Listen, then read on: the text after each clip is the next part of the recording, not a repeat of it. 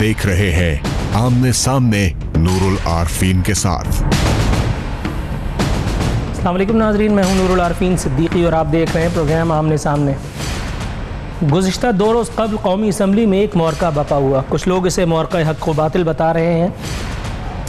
इसे एक मौरके में हुक्मरान जमात को कामयाबी का सामना करना पड़ा, अगर तो इसे कामयाबी कहना दुरुस्त होगा। अपोजिशन को हस्ब रिवायत हस्ब साबिक़ शिकस्त फाश नसीब हुई।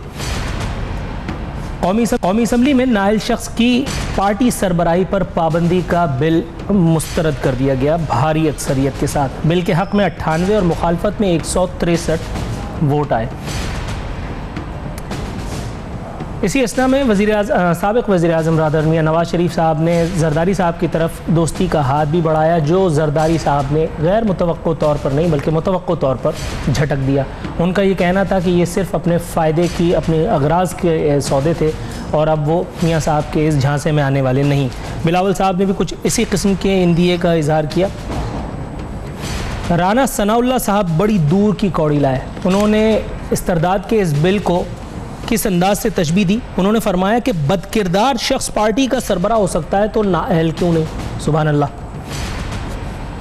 अब ये बदकिरदार कौन है, इसके ऊपर अगर गए तो बड़े मसाइल खड़े हो सकते हैं। नाअहल जो है वो पता नहीं कौन है। इमरान खान साहब की बात पहले कर लेता हूँ, इससे पहले कि दीगर लोगों की बात करूँ। इमरान खान साहब हस्ब साबिक़ तबर्रेबाजी में मसरूफ़ हैं। पाकिस्तान में सिर्फ एक आदमी दुरुस्त है और वो हैं ख़ुद खान साहब। पाकिस्तान में सारे चोर हैं माज़अल्लाह, सिर्फ एक आदमी साधु है और वो खुद इमरान खान साहब। कभी धरना दे करके रोड पे बैठ जाएंगे, कभी नवाज शरीफ साहब को निकलवाने के लिए आएंगे। नवाज शरीफ साहब की विकेट ले ली, व्हाट एल्स यार। आप कह रहे हैं इलेक्शन जल्दी करा दो। अच्छा, गोया इलेक्शन जल्दी हो गए तो क्या आपको वज़ीर आज़म की वो शेरवानी जो आपने पहननी थी वो आपके मुकद्दर में लिख दी गई है? शौकत बसरा साहब उस दिन मेरे शो में मौजूद थे और बता रहे थे कि गाँव में एक मिसाल है पंजाब में कि अगर गाँव में सारे भी मर जाएँ तो भी आपने चौधरी नहीं बनना। खान साहब पता नहीं क्यों अपने कौन सी ख्वाब अपनी आंखों में सजाए बैठे हैं, मेरी समझ में नहीं आता।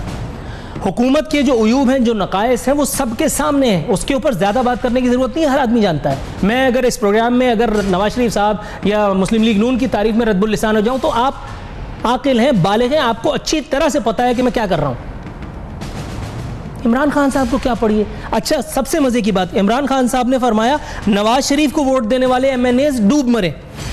वज़ीर आज़म ने MNAs को तरक्याती फंड के नाम पर 94 अरब रुपए की रिश्वत दी। इससे पहले उन्होंने मियां शहबाज शरीफ पर 10 अरब रुपए की रिश्वत का इल्ज़ाम दिया था और उसके बाद चंपत हो गए। ये हर आदमी इमरान खान साहब को क्यों रिश्वत देता है? मैं मर गया हूं। इमरान खान इतना कीमती क्यों है कि लोग उसको रिश्वत देते हैं जबकि उससे किसी को खतरा नहीं है? अगर उससे किसी को खतरा था तो उसकी विकेट वो ले चुके। What else. सिस्टम चल रहा है, उसको चलने दो यार, क्यों बिला वजह। अब कह रहे हैं MNAs डूब मरे।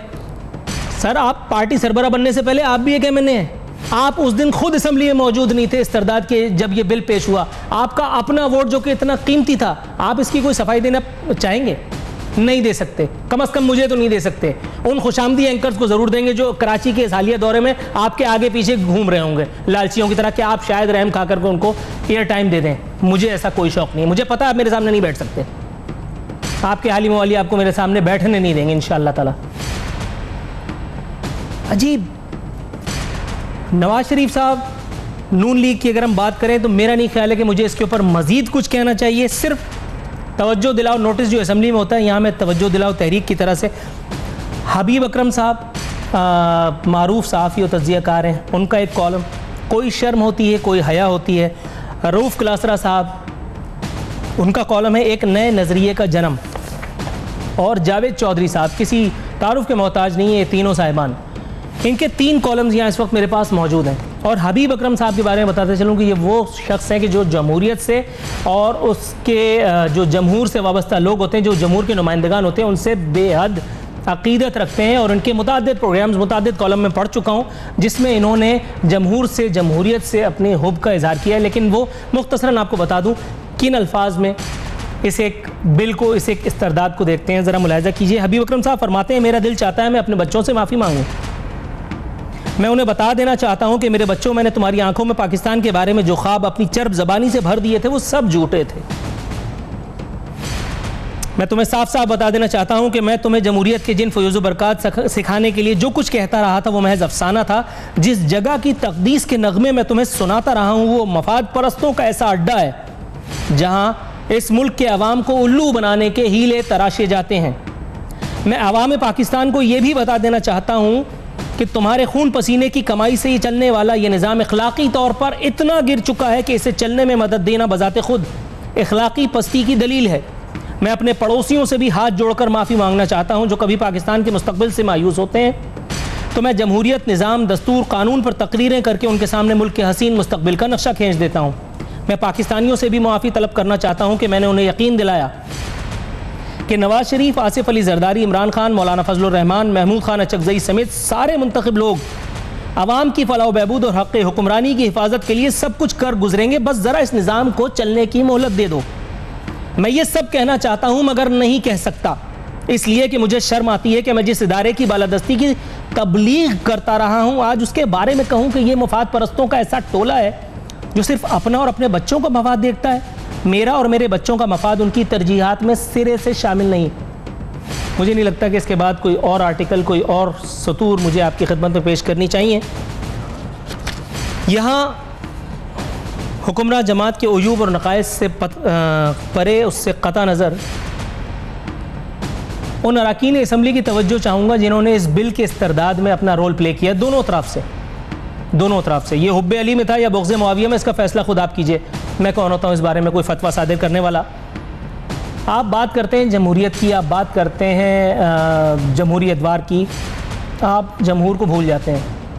एक शख्स था जिसने जमहूर को याद रखा, जिसने अवाम पाकिस्तान को याद रखा।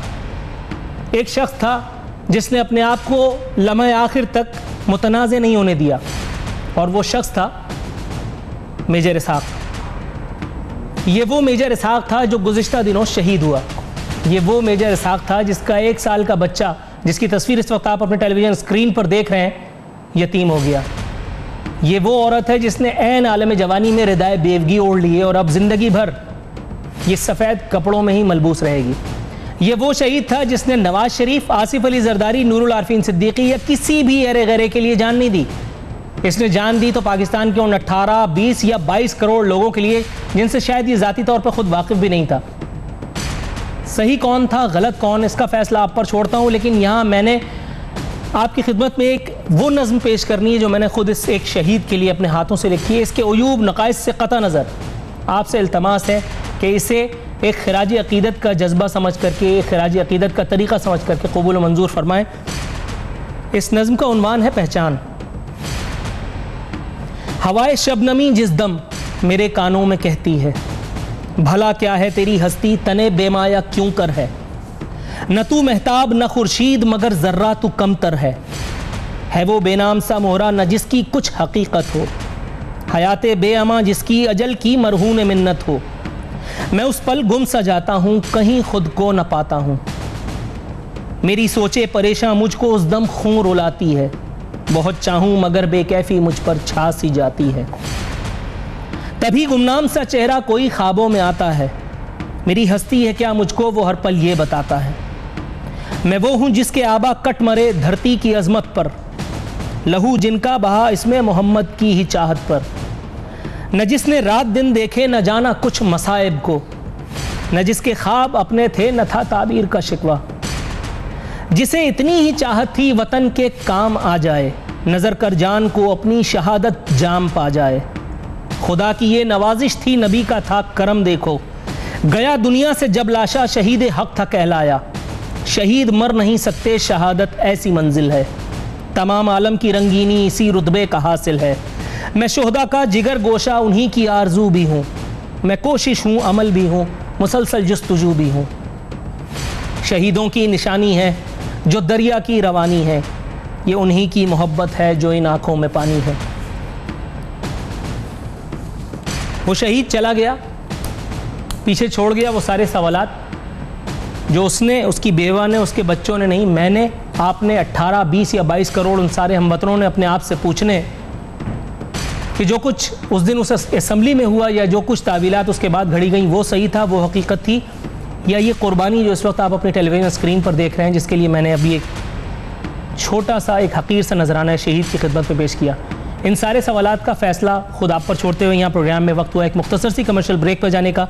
ब्रेक से वापस नए मेहमान के साथ एक नए मौजू पर गुफ्तगू करेंगे। हमारे साथ रहिए।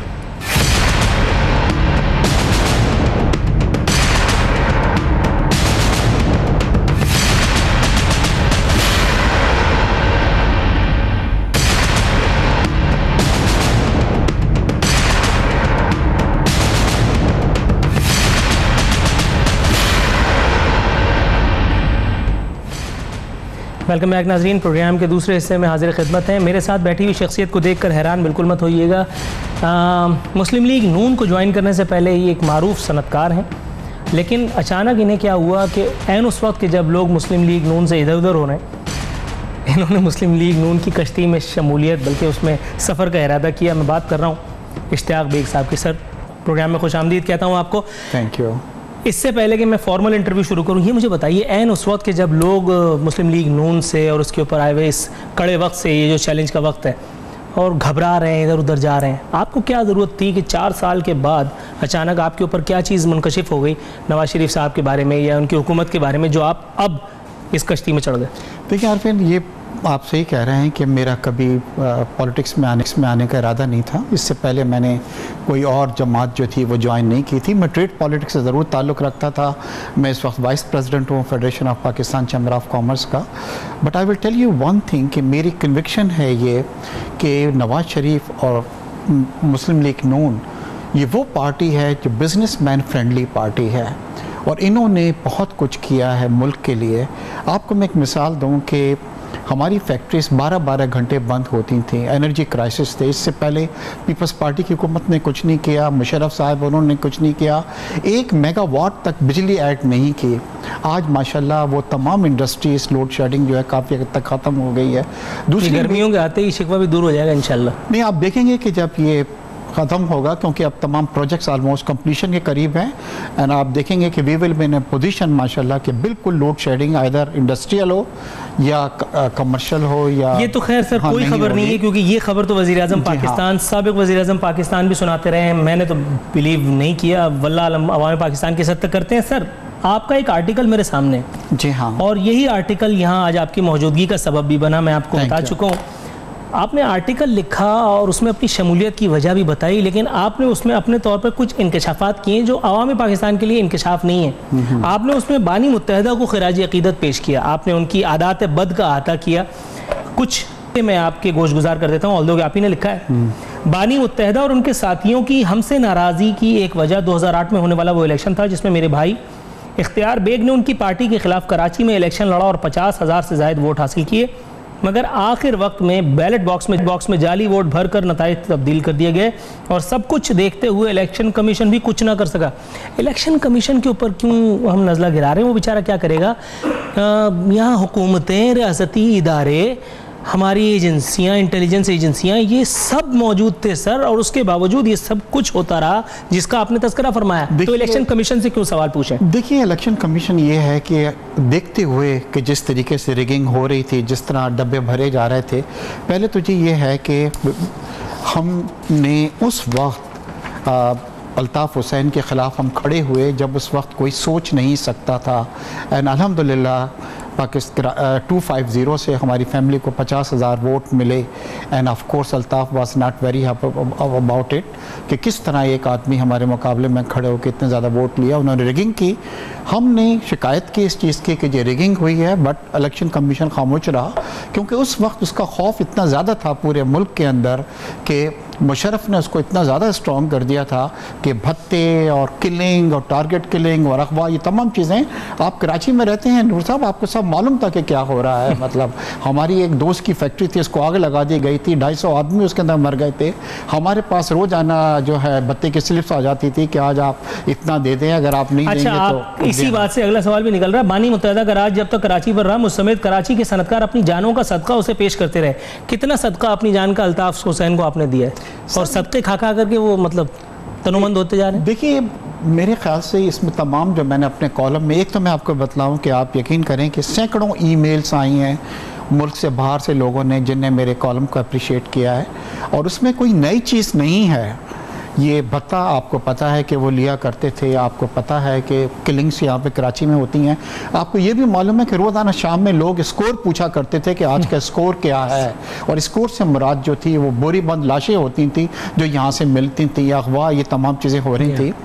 और ये क्रेडिट जो जाता है, मैं सबसे ज़्यादा मशकूर हूँ वो नवाज शरीफ का, इसलिए कि ही इज़ 1%। जब पहली बार प्राइम मिनिस्टर बनने के बाद कराची आए, यही तो मेरा हमने अगला सवाल है उनसे ये सर। अगर कहा- आपने मुझसे मेरा सवाल छीन लिया हाँ। तो फिर मैं क्या करूँगा? नहीं आपने जी। लिखा है वज़ीर आज़म नवाज शरीफ ने हमें यकीन दिलाया कि कराची का अमन मेरी पहली तरजीह है।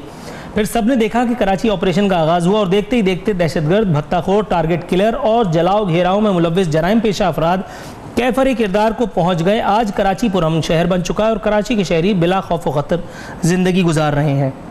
सवाल नंबर 1, जराइम पेशा अफराद कैफर किरदार को पहुँच गए, ये सबसे बड़ी गलतफहमी है। सवाल नंबर 2, आज कराची पुरअमन शहर बन चुका है। जिस कराची से मैं आपसे इंटरव्यू करने के लिए आया हूँ वहाँ ऐसा कुछ नहीं। सवाल नंबर 3, कराची के शहरी बिला खौफ व खतर ज़िंदगी गुजार रहे हैं, ऐसा कुछ नहीं है। कराची में टारगेट किलिंग कम हो गई है, बहुत कम हो गई है, इसमें कोई दो राय नहीं है। सिंध हुकूमत को क्रेडिट देते हैं, वफाकी हुकूमत को, हालांकि सिंध हुकूमत तो पहले भी थी, आपने वफाकी हुकूमत को सही क्रेडिट दिया क्योंकि यहाँ एक कप्तान हुआ करते थे जो बेचारे खेलने के लायक नहीं थे लेकिन फिर भी ज़बरदस्ती कप्तानी कर रहे थे।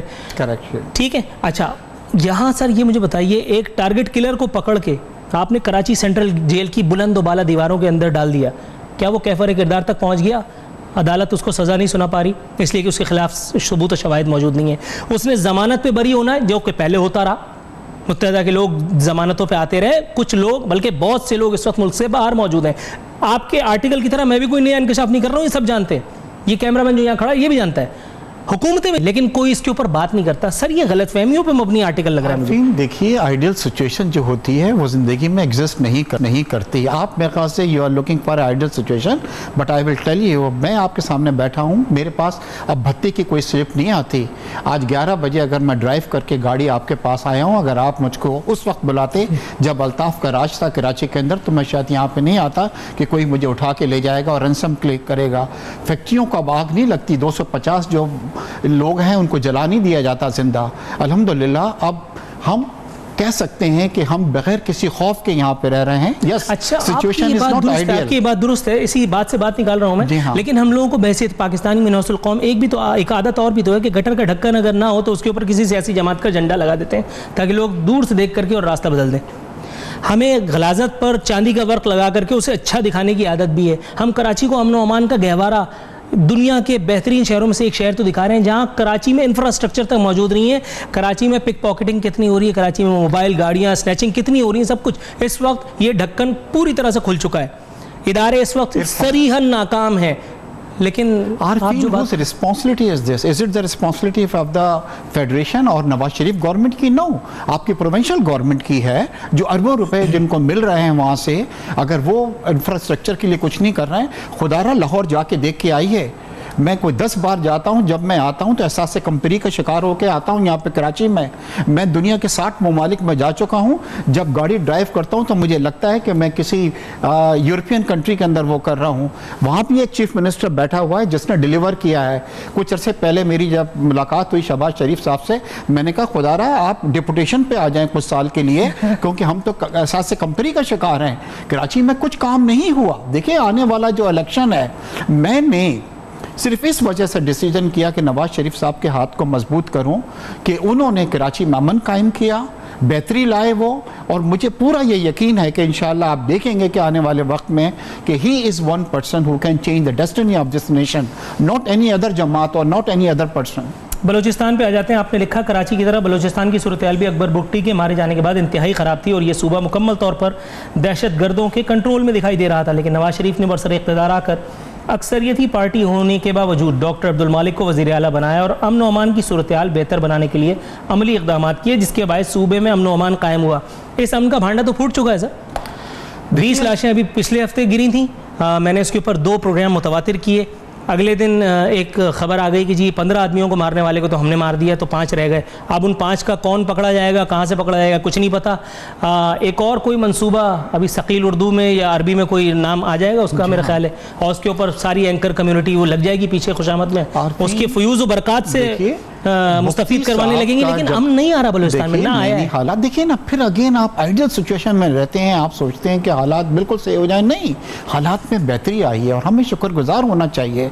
जहां हम 70 साल इंतज़ार कर सकते हैं तो हम कुछ साल और इंतज़ार कर सकते हैं। मुफ्ती के मर्डर के बाद जो वहाँ पे हो गया था, और जिस तरीके से देखिए सबसे ज़्यादा वहाँ पे इन्वॉल्व कौन हो गया था, रॉ हो गई थी, और रॉ का पूरा इरादा था कि बलूचिस्तान को भी अलग कर देगी और यहाँ पे भी जिनापुर के जो थे वो नक्शे निकाले जा रहे थे, और रॉ इतनी थी। मुझे अफसोस सिर्फ यह है कि मुशर्रफ ने अल्ताफ़ हुसैन को इतना ज़्यादा मजबूत कर दिया था कि 12 मई का वाक़या पेश आया जिसमें खड़ी खड़ी कराची के अंदर उड़ा दिया गया लोगों को। मतलब क्या मुशर्रफ साहब को ये मालूम नहीं था कि ये वो जमात है जिसके रॉ से ताल्लुक है? उनको सब मालूम था। पीपल्स पार्टी ने उसके बाद क्या किया? कुछ नहीं किया, क्योंकि सब उनसे डरते थे, खौफ में आते थे। क्या ये क्रेडिट नहीं जाता नवाज शरीफ? बिल्कुल क्रेडिट जाता है, लेकिन इसी क्रेडिट के साथ, बिल्कुल ठीक है, इसी क्रेडिट के साथ एक सवाल और बनता है। नवाज शरीफ साहब ने मिसाक़ जमहूरियत भी साइन किया था, उसमें उन्होंने बेनज़ीर साहिबा के साथ एक दस्तावेज शेयर की थी, डॉक्यूमेंट साइन किए थे, जिसपे लिखा था, मफहूम बता रहा हूँ मैं, कि MQM एक करप्ट जमात है, अल्ताफ़ हुसैन मुनासिब आदमी नहीं है,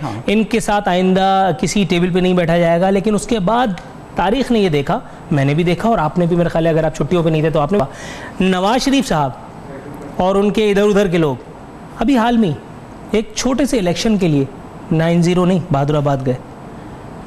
उससे पहले और उसके बाद कितनी मरतबा ये सब सेटिंगें हुई हैं। तो सर वो मिसाक़ जमहूरियत भी झूठ था, इसका मतलब है उसके बाद की ये सारी बातें भी मेरे ख्याल है कहीं ऐन गैन कुछ हो रहा है। अपना फ़ायदा जैसे ही आता है तो उसे कौमी मफाद का नाम दे करके, अभी मिसाल के तौर पे आप बात कीजिए, ये जरदारी साहब को जो दी जाने वाली इन्वर्टेड कॉमास में फ़राग़ दिलाना पेशकश है, जरदारी साहब was handsome enough, wise enough to refuse it. उन्होंने भांप लिया कि इसमें उनके लिए, उनके मतलब का कुछ नहीं। सियासत जमहूरियत क्या है? जमहूरियत और सियासत जो है डायलॉग्स कहलाती है कि हर वक्त आप बातचीत करें जब तक पीपल ना। ठीक है, अब क्या हुआ है देखिए, नवाज शरीफ साहब की वो पार्टी है, नवाज शरीफ वो आदमी जिन्हें हकीम सईद के मर्डर के ऊपर, आपको पता है कि इनकी कोलिजन इनके साथ गवर्नमेंट थी यहाँ पे, इन्होंने छोड़ दी उसको, और उस वक्त भी जो ऑपरेशन हुआ था वो नवाज शरीफ ने करवाया था, पीपल्स पार्टी ने नहीं कराया था, मुशर्रफ ने नहीं करवाया था। और अभी भी देखिए कुछ होते हैं असूल, कि इन असूलों पे कंप्रोमाइज नहीं होगा। अगर आप मतलब हमारे साथ सीधे अब क्या हो रहा है कि वो जो जुराइम पेशा थे, जो लंदन मतलब ग्रुप था, आइदर उनका खात्मा हो गया है, अंदर जेल में बंद है, मुल्क से भागे हुए क्या है, मगर अब जो है जराइम पेशा आपको आके भत्ता नहीं मांगते। अब जराइम पेशा आके आपको ये नहीं कहते कि अगर आपने हमें खाल नहीं दी तो हम आपकी खाल उतार देंगे। तो बेहतरी आई है और इंशाल्लाह और बेहतरी आएगी, क्योंकि लोगों को एक चीज़ का अंदाज़ा हो गया है कि जो आदमी मुल्क के साथ सिंसियर नहीं है, जो मुल्क को खोखला कर रहा है, उसको कोई आदमी बर्दाश्त नहीं करेगा। और हमें मेरे ख्याल से अप्रिशिएट करना चाहिए नवाज शरीफ को। देखिए बिजनेस कम्युनिटी, आज मैं आपके पास ये तमाम लिस्ट, मैं वाइस प्रेसिडेंट हूँ फेडरेशन का, मईशत जो है वो मेरी उंगलियों पे है। रात को मुझे जो ख्वाब आते हैं ना, वो भी स्टॉक एक्सचेंज के और चैम्बर्स के और ये ख्वाब नज़र आते हैं। मईशत के अंदर पहली बार 10 सालों में 5.3% GDP आई है। क्या ये आपको मालूम है? क्या आपको मालूम है कि इन्फ्लेशन इस पर 4% है? क्या आपको मालूम है कि डिस्काउंट रेट जो किसी ज़माने में 20% हुआ करता था, क्या आपको ये मालूम है कि इस वक्त जो मिडिल क्लास है, जो सबसे पाकिस्तान के अंदर इमर्ज हो रही है, जो किसी भी कंट्री की बैकबोन होती है, और ये मैं नहीं कह रहा हूँ, ये ब्लूमबर्ग आके कह रहा है। और इस वक्त भी आपकी सारी बातें दुरुस्त हैं, लेकिन बस एंड पे ये कहूँगा, जितने सवाल आपने पूछे उन सब के जवाब में तस्वीर हुआ करते हैं। करेक्ट। एक वो जो आप मुझे दिखा रहे हैं, दूसरा वो जो शायद मैं इस वक्त दिखाने की पोजीशन में नहीं हूँ, क्योंकि मेरे कानों में आवाज़ आ चुकी है कि मुझे ब्रेक लेना है। नाजरीन, इसी के साथ यहाँ प्रोग्राम में वक्त हुआ है मुख्तसर सी कमर्शियल ब्रेक का। ब्रेक के बाद हाजिर होते हैं।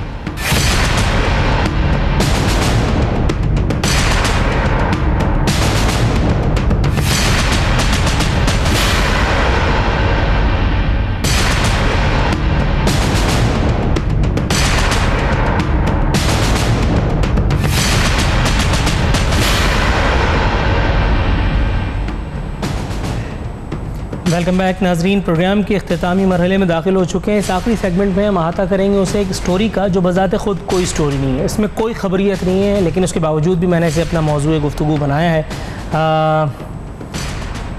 FIA ने अपने तौर पर तोप चलाई है। FIA वालों ने अपने तौर पर कौम पर एक और एहसान फरमा दिया। उन्होंने एक ऐसा इंकशाफ किया है जिसमें कोई इंकशाफ नहीं है।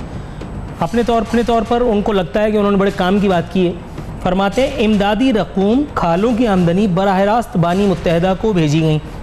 अदालत में रिपोर्ट पेश। लंदन में बानी मुत्तहिदा की रहायशगाह से भारी रकूम बरामद हुई। भारतीय एजेंसी ने पाकिस्तान में बगावत, दहशतगर्दी और कत्ल गारतगरी के लिए फराहम की थी। पाकिस्तान से मनी लॉन्ड्रिंग के लिए खिदमत खल्क फाउंडेशन के अकाउंट्स इस्तेमाल हुए। हुक्काम बाला के हुक्म पर तफ्तीश इस्लामाबाद FIA मुंतकिल कर दी गई। तहकीकाती अफसर का अदालत में बयान। अदालत को मेरे ख्याल है पूछना तो होगा, शायद पूछा भी होगा अदालत में। ज़ाहिर है हम डिक्टेट तो नहीं कर सकते, अदालत का एहतराम मलूज़ खातिर है, लेकिन गुमान कर रहा हूँ कि शायद अदालत ने पूछा ज़रूर होगा कि ये सब जो है ये कौन सी नई खबर है, ये तो पुराना मशरूब जो है आप नई बोतल में दे करके और कौम को पेश कर रहे हैं। अवाम भी हैरान है कि इसमें खबरियत क्या है। KKF और ये सब तो आई वॉश है, ये कौन नहीं जानता। ये कौन सा एंकर है जो नहीं जानता। ये कौन सा अफसर है जिसे नहीं पता। अफसर, मैं उन इदारों की बात कर रहा हूँ जिनके अफसर वाकई अफसर होते हैं। ये कौन से लोग हैं जिनको नहीं पता कि अल्ताफ़ हुसैन या खिदमत खल्क फाउंडेशन या उनके इमदादी इदारे ये सब क्या कर रहे थे।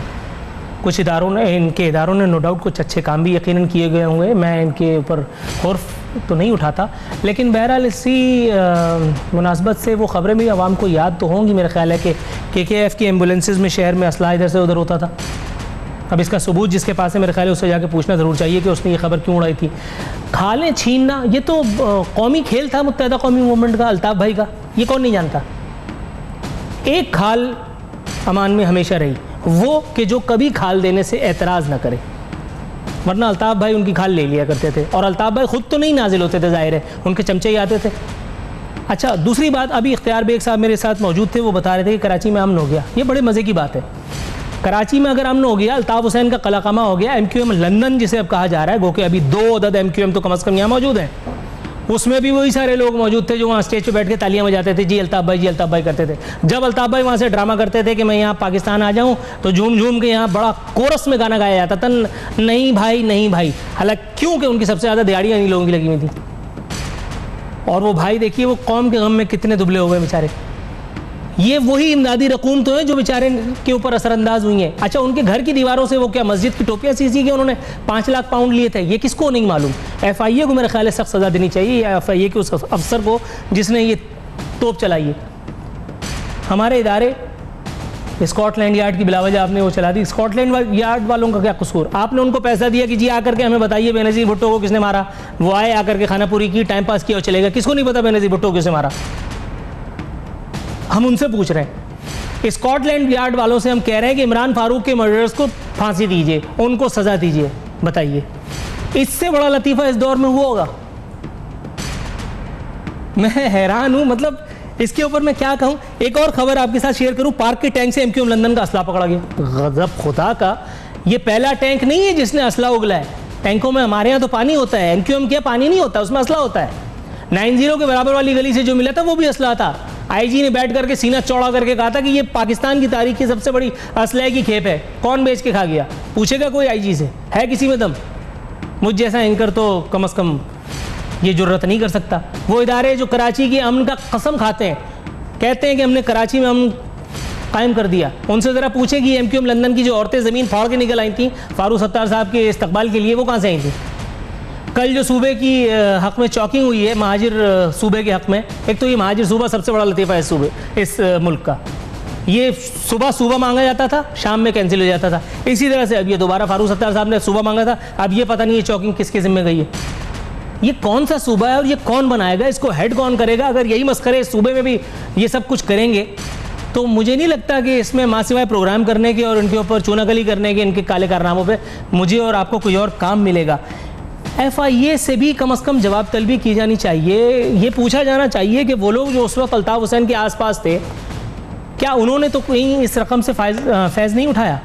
क्या सिर्फ अल्ताफ़ हुसैन ही शख्स वाहिद था कि जिसने इन रकूम का, ये देखिए इतने बड़े बुजुर्ग अपने दौर के, बाबर गौरी, इनकी शान में 3 किताबें मैं अकेले लिख सकता हूँ। ये देखिए एक और हज़रत आए, वासे जलील।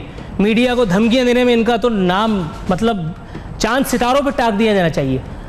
कमर मंसूर साहब माशाल्लाह बम धमाके के हवाले से वो एक अभी तक क्या उसको कहते हैं केस इनके हाथ में भुगत रहे हैं। मीडिया वालों को ये भी माशाल्लाह बड़ा खूब डराया धमकाया करते थे।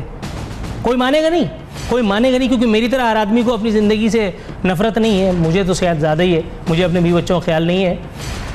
ये आई वो हस्ती जो इन तमाम जराइम की ज़िम्मेदार है।